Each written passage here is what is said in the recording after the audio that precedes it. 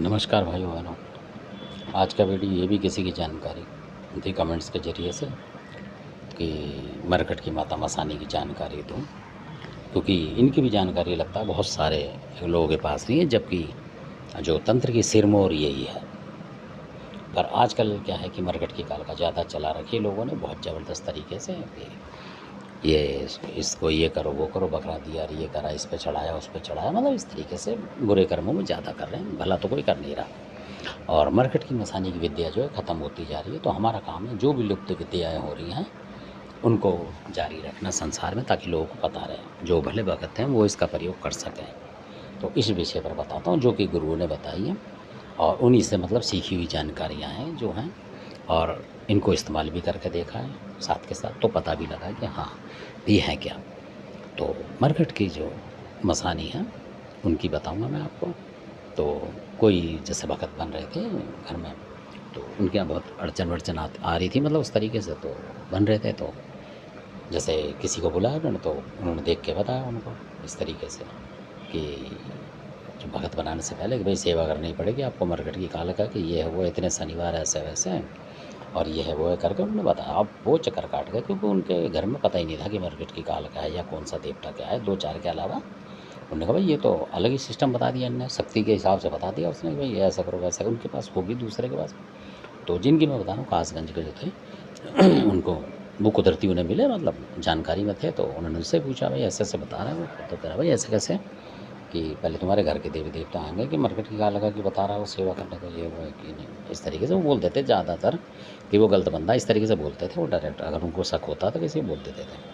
तो उन्होंने बोला ऐसा नहीं होता भाई, अपने देवी देवता आएंगे जब करेंगे। तो फिर उन्होंने बताया उनको। तो फिर उन्होंने बताया, जब उन्होंने देखा, अपना चेक करा अपने तरीके तार पूजा वगैरह, तो उन्होंने बोला आपके घर में तो मरकट की जो काल का है ही नहीं। तो उनके पिताजी वगैरह भी थे, तो वो हालांकि जानते नहीं थे पर उन्हें पता था। उन्होंने बोला हाँ यही हमने सुना अपने जो पिताजी वगैरह से कि हमारे घर में तो मरकट की काल लगा कि हमने पूजा पाठ कभी करी नहीं, और हमारी तो मैं तो इतनी बढ़िया खेत खलियान सब है, मतलब और भगवान की दया से मौज है।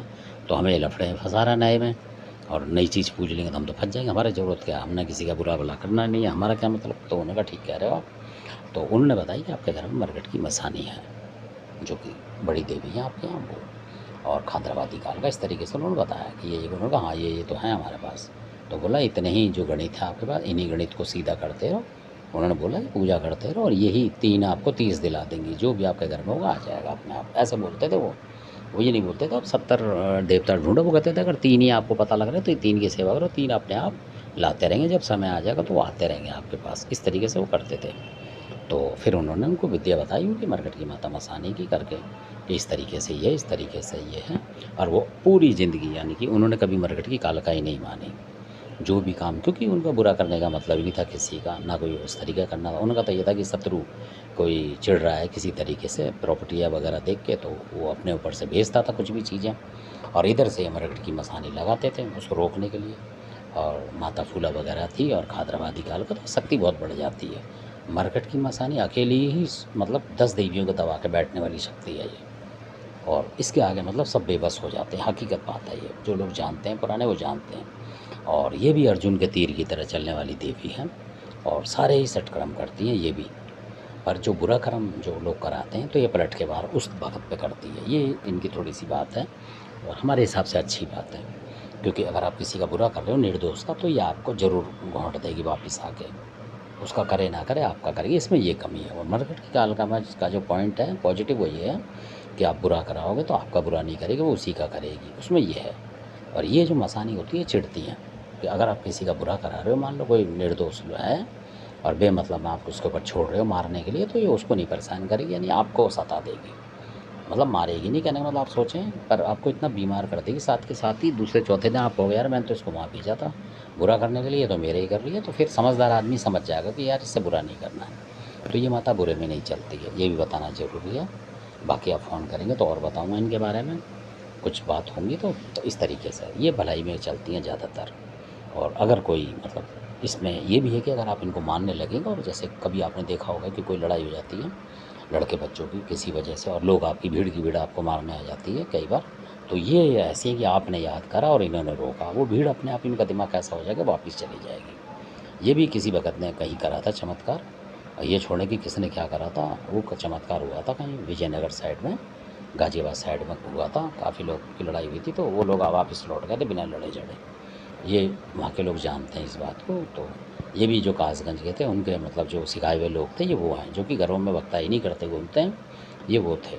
तो इस तरीके के मतलब मरकट की मसानी की विशेषता बता रहा हूँ, ना कि उन भगत की। उन भगत में कोई शक्ति नहीं है, असली शक्ति है माता मरघट की मसानी में जो श्रद्धा है, उसकी शक्ति है असल में। उनके चरण कमल की जो धूल है, वो जिन पे ऊपर पड़ जाए आशीर्वाद के रूप में, तो वो भगत फिर मतलब कलाकार बन जाता है अपने आप, चाहे कुछ ना आता हो पर वो सफल होकर जाता है। तो ये मरघट की मसानी की विशेषता है।